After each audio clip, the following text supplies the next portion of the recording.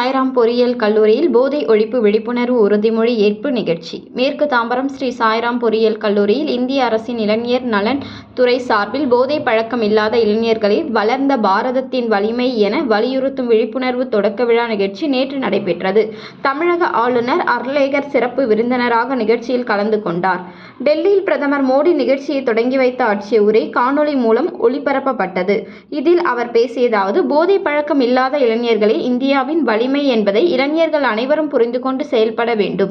இளைஞர்கள் போதை பழக்கத்திற்கு அடிமையாகாமல் தங்களை காத்துக் கொள்ள உறுதிமொழி ஏற்க வேண்டும். 2047ஆம் ஆண்டுக்குள் வளர்ந்த இந்தியா இலக்கை அடைய போதையில்லா சமுதாயத்தை உருவாக்க இளைஞர்கள் அனைவரும் ஒருங்கிணைந்து செயல்பட வேண்டும் என வலியுறுத்தினார். நிகழ்ச்சியில் குருநானக் கல்லூரி மாணவர்களின் போதைப் பொருள் பயன்பாடு காரணமாக ஏற்படும் உடல்நல, மனநல மற்றும் சமூக பாதிப்புகள் குறித்து விழிப்புணர்வு ஏற்படுத்தும் ஓரங்க நாடகத்தில் பங்கேற்றனர். முன்னதாக ஸ்ரீ சாய்ராம் பொறியியல் கல்லூரி, VIT உள்ளிட்ட பல்வேறு கல்வி நிறுவனங்களின் இளைஞர் நலத்துறை இயக்குநர்களின் பணியை பாராட்டி ஆளுநர் அர்லேகர் சான்றிதழ் வழங்கினார்.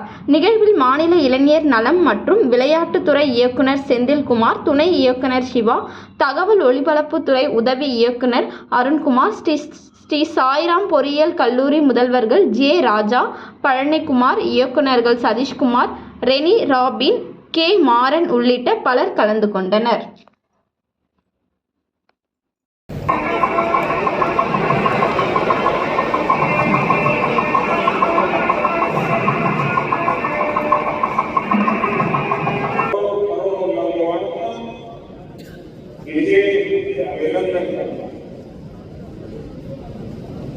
आज हम सभी